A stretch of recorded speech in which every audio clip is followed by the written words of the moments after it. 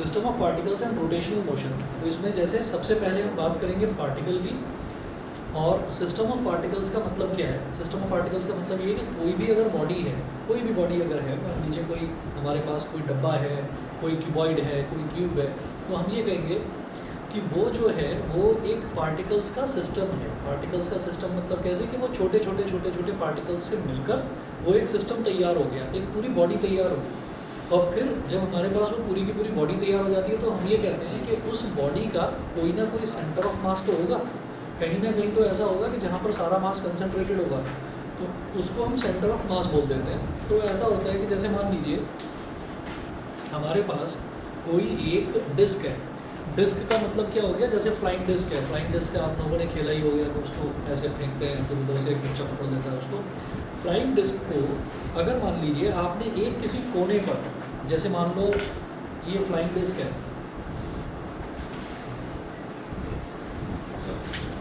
ये flying disc है, तो पूरी की पूरी प्लास्टिक की बनी हुई है, ठीक है।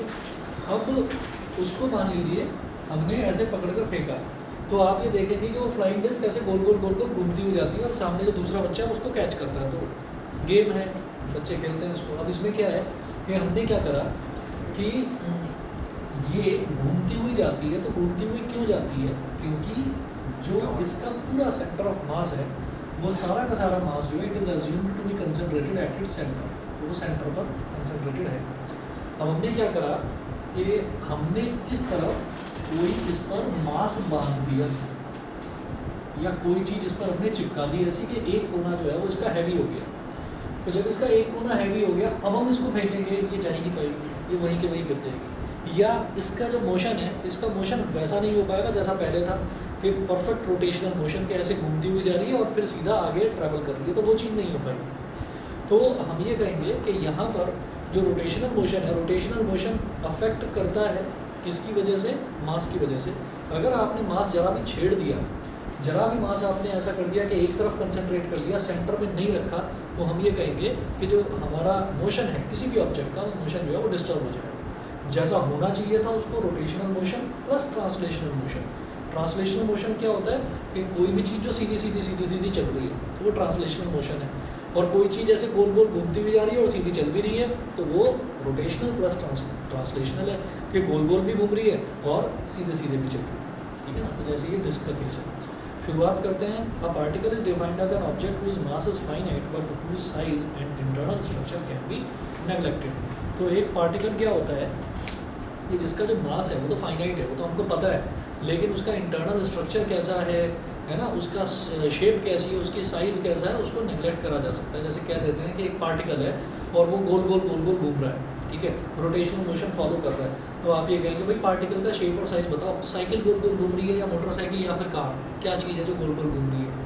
तो हम ये कहेंगे कि भाई हमने क्या करा कि हम शेप साइज़ वगैरह इन सबको एक तरफ रखते हुए सिर्फ हम उस पार्टिकल पर कंसंट्रेट कर रहे हैं कि पार्टिकल है, छोटा पार्टिकल है बस, अब उसका हमें शेप साइज से मतलब नहीं, ठीक है, तो उसको पार्टिकल बोल देते हैं। जैसे अभी कोलिजन वाले टॉपिक में भी हमने करा था कि एक पार्टिकल है जिसका मास m1 है, दूसरे पार्टिकल का मास m2 है, तो हमने डिस्कस ही नहीं करा कि वो स्फीयर है, सिलेंडर है, क्या है ना, तो पार्टिकल बोल दिया। अब अगला देखते हैं सिस्टम। सिस्टम क्या होता है? तो सिस्टम कोई ऐसी चीज़ जहाँ पर बहुत सारे पार्टिकल्स जो हैं वो हमने कहीं एक जगह करके अरेंज कर रखे हैं। System is a collection of a very large number of particles which mutually interact with one another.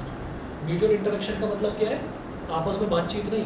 Mutual interaction का मतलब क्या है कि आपस में टकरा रहे हैं वो पार्टिकल्स, ठीक है। जैसे फॉर एग्जांपल कोई लेदर की बॉल है, तो लेदर की बॉल है तो काफ़ी हैवी है, तो इसका मतलब बहुत सारे पार्टिकल्स हैं उसके अंदर, तो वो बहुत सारे पार्टिकल्स आपस में टकराते रहते हैं, ठीक है ना। इंटर एटॉमिक कोलिजन वो चलता ही रहता है हर बॉडी के अंदर, ठीक है। फिर बात करते हैं इंटरनल फोर्सेस की। The mutual forces exerted by the particles of a system on one another are called internal forces. तो जो म्यूचुअल फोर्सेस हैं कि एक पार्टिकल दूसरे से टकरा रहा है, कोई किसी को पुश कर रहा है, कोई किसी को अट्रैक्ट कर रहा है, तो वो जो पार्टिकल्स का जो वो म्यूचुअल इंटरेक्शन फोर्सेस है उसी को बोलते हैं internal forces. These forces are responsible for holding together the particles as a single object. ये अगर फोर्सेस ना हो तो पार्टिकल जो है वो एक सिंगल ऑब्जेक्ट की तरह रुकेगा ही नहीं, बर्स्ट कर जाएगा, है ना, सारे पार्टिकल्स इधर उधर डिस्ट्रीब्यूट हो जाएंगे, ठीक है। तो म्यूचुअल फोर्सेस जो हैं, ये इंटरनल फोर्सेस, ये बहुत ज़रूरी हैं। हमने ये देखा है कि जो सॉलिड्स होते हैं, सॉलिड्स की इंटरनल फोर्सेस बड़ी स्ट्रॉन्ग होती है, बहुत ज़्यादा स्ट्रॉन्ग इंटरनल फोर्सेज है, इसी वजह से अगर कोई बॉल है तो वो बॉल की शेप में ही आज उसको कहीं पर रख दो और एक साथ बात देखोगे तब भी वो बॉल की बॉल ही मिलेगी, वो कहीं ऐसा नहीं होगा कि बॉल बिखर गई है ना, या बॉल मतलब बह गई, ऐसा नहीं होगा। तो बहता कौन है और बिखरता कौन है? कोई बिखरती क्या गैस है, गैस बिखर जाएगी और बिखर कर कहीं की कहीं फैल जाएगी, और जो पानी है, पानी को अगर कहीं रख दिया तो जो है बिखर जाएगा, पता ही है, तो फैल जाएगा। तो अब एक्सटर्नल फोर्सेस की बात करते हैं। तो एक्सटर्नल फोर्सेस क्या है? The outside force exerted on an object by an external agency is called an external force. External agency क्या है? कोई भी एक्सटर्नल एजेंट। एक्सटर्नल एजेंट मतलब मान लीजिए कोई एक ऑब्जेक्ट रखा हुआ है, हम उसको पुश कर रहे हैं तो हम एक्सटर्नल फोर्स होगा। उसके बाद such a force changes the velocity of an object. तो ये जो एक्सटर्नल फोर्स होती है, एक्सटर्नल एजेंसी जो होती है, ये किसी भी बॉडी की वेलोसिटी को चेंज कर सकती है, इनफैक्ट उसकी शेप को भी चेंज कर सकती है। अच्छा जी, उसके बाद अगला देखेंगे centre of mass. Centre of mass क्या है? The centre of mass of a body is a point where the whole mass of the body is suppose to be concentrated for describing its translatory motion. If a single force acts on a body and the line of action of the force passes through the center of mass, the body will have only linear acceleration and no angular acceleration. For example, if a force P is applied on a hammer in such a way that its line of action passes through the center of mass of the hammer, then the hammer moves along a straight line path. ठीक है, तो इसमें ऐसा है कि जैसे मान लीजिए कोई हैमर है, तो हैमर में हमने देखा कि हैमर का जो हैंडल होता है वो जनरली लकड़ी का होता है, और जो ऊपर जो उसका बॉब होता है वो लोहे का बना हुआ होता है, काफ़ी हैवी होता है।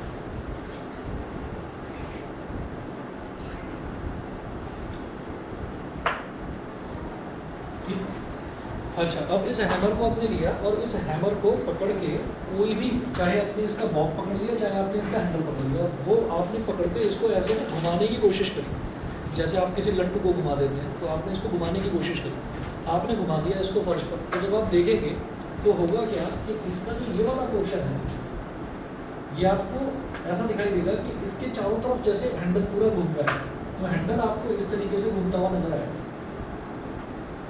हैंडल जो है वो ऐसे ये चीज़ फिक्स लगेगी, आपको ऐसा दिखाई देगा कि जैसे थोड़ी देर बाद ये हैंडल यहाँ पर आ गया, ये हैंडल यहाँ पर आ गया, हैंडल इस तरह से घूमेगा। ऐसा नहीं होता कि ये जो हैंडल है ये आपको फिक्स दिखाई दे और ये जो बॉब है ये घूमता हुआ दिखाई दे, ऐसा नहीं होगा। तो वो क्या है, क्योंकि जहाँ पर भी किसी भी ऑब्जेक्ट का सारा सेंटर ऑफ मास इकट्ठा होता है, कंसंट्रेटेड होता है, सारा का सारा मास जहाँ पर जिस पॉइंट पर कंसंट्रेटेड होता है उसको हम सेंटर ऑफ मास बोल देते हैं। तो एक हैमर का सेंटर ऑफ मास यहाँ पर हो गया, तो इसका जो हैंडल है वही आपको घूमता हुआ नजर आएगा। अच्छा, अब अगर मान लीजिए हमने कहा कि एक स्ट्रेट लाइन बनाते हैं जो इसके सेंटर ऑफ मास से गुजर रही है,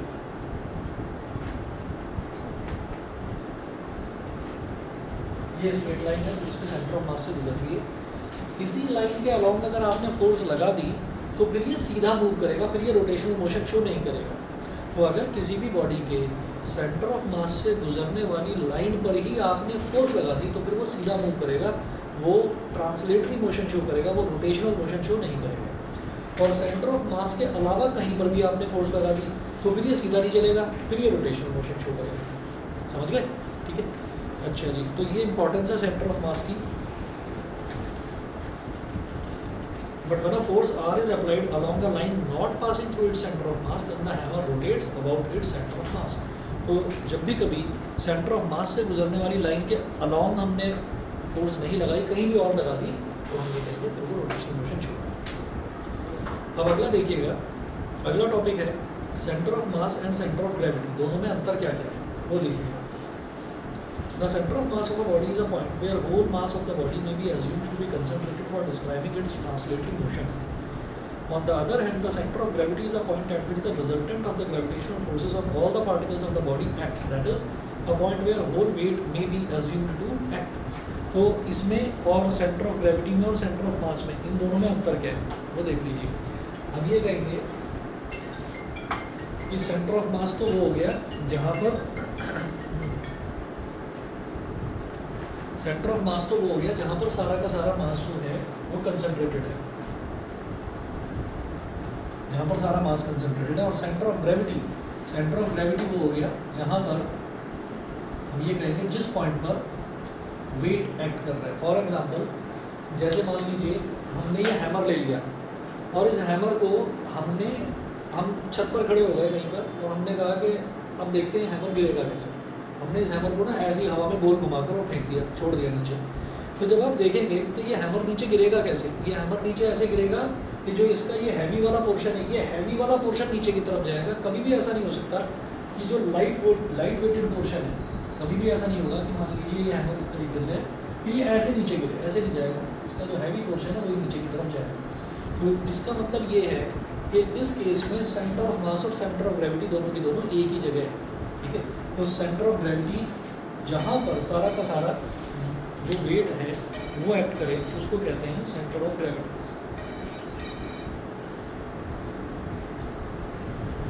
ठीक है।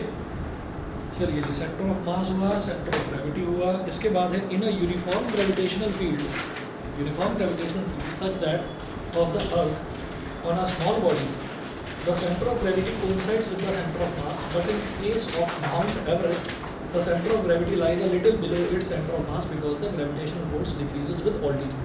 इसका हम प्रूफ देखेंगे कि जैसे जैसे हम किसी पहाड़ पर चलते चले जाते हैं तो सेंटर ऑफ ग्रेविटी जो है जो आपका एक्सेलरेशन ड्यू टू ग्रेविटी है वो धीरे धीरे कम होती चली जाती है, ठीक है जी। इतना कर लीजिए, फिर सेंटर ऑफ मास का जो डेरिवेशन है अगली क्लास में करेंगे, ठीक है। और मैं कल क्लास ले सकता हूँ तो वो मैं अगर ली क्लास तो शाम को रखूँगा, ठीक है, सुबह नहीं रखूँगा, ठीक है, बता दूँगा।